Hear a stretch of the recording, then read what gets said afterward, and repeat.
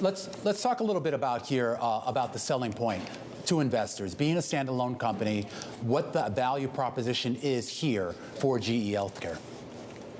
Yeah, Romain, look, I think one is that, we're one of the very few companies that's in the space that can really actually make a difference in the aggregation of data within healthcare and the delivery of it. We touch many aspects of healthcare because of our diagnostic imaging background, from cardiology to oncology, and it's evolving very quickly. I think, artificial intelligence is fundamentally changing how we make images, how we actually perform, and it's also then evolving into how you can bring data together to drive better diagnosis, and we're in front and center of that. Well, Peter, now that the spinoff is complete, the stock is trading, what are your top priorities as you do enter this new era? Yeah, no, Katie, it's a great question. I think, what we've been focusing on is getting the company well set up for success. Obviously, our balance sheet, being able to get us well positioned relative to how we think about capital allocation. This year, we've gotten the company structured in a way that it's more agile and nimble on how we run the organization, and ultimately increased our investments in R&D.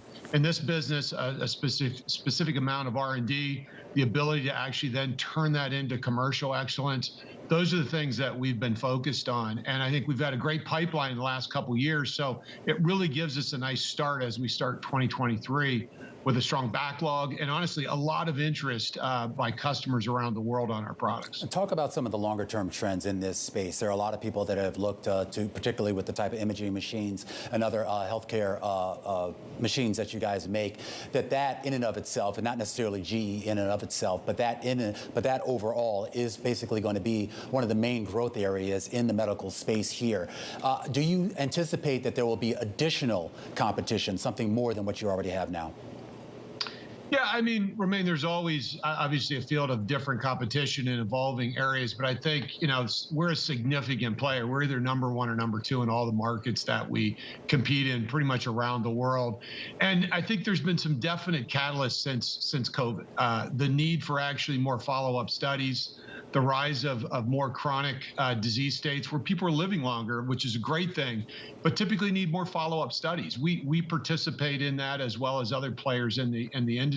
Mm-hmm. I think the other part is outside the United States, the rise of the middle class in many markets is demanding this type of technology. And so we're clearly seeing the market pick up, and we're also seeing our growth associated with that. Is this going to be an organic growth story for you, or is there going to be an M&A component that investors should anticipate?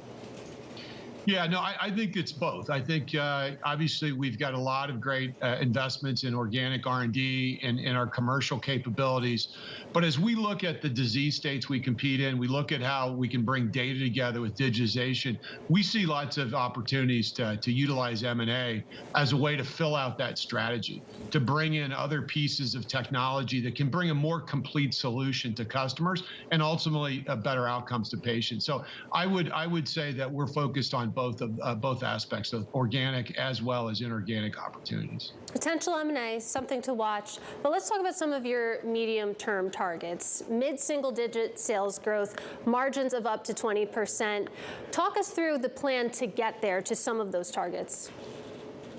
Yeah, Katie, good question. Look, I think in the short term on the growth standpoint, it really is about commercial execution. If you think about in the midterm, more feet on the street, more capabilities to actually execute well, and this great pipeline of new products we introduced in the last couple of years is actually going to help us drive sales. We actually have one of our record levels of backlogs, equipment that will actually deliver over the next 12 to 18 months. So that's a first part of a growth driver.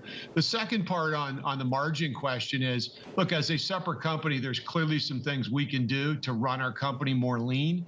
It's a big part of our focus and the toolkit that we have. And the second thing is a focus on gaining some price and also better variable cost productivity. Particularly as the supply chains are actually stabilizing now, we think we have some really interesting opportunities with logistics cost savings, as well as lower input costs. Talk to us a little bit about the supply chain setup here, particularly in the context of your customers and where they're located around the globe. Yeah, look, I think as for all industries, and particularly healthcare, it's been a choppy year in 2022 with COVID shutdowns, things that were happening, disrupted supply chain in Europe. And I think just between first half of 22 and second half of 22, we've seen a significant improvement. We have a large base. So we have 58% of our sales outside the United States with footprints in many countries. And we really erred on the side of making sure we had adequate supplies, adequate inventory to take care of customers throughout this period of time. So we've been able to actually manage through it quite well. But again, I see that improvement as well as our need from customers increasing in 23, which again, we believe is going to be a positive benefit to drive growth.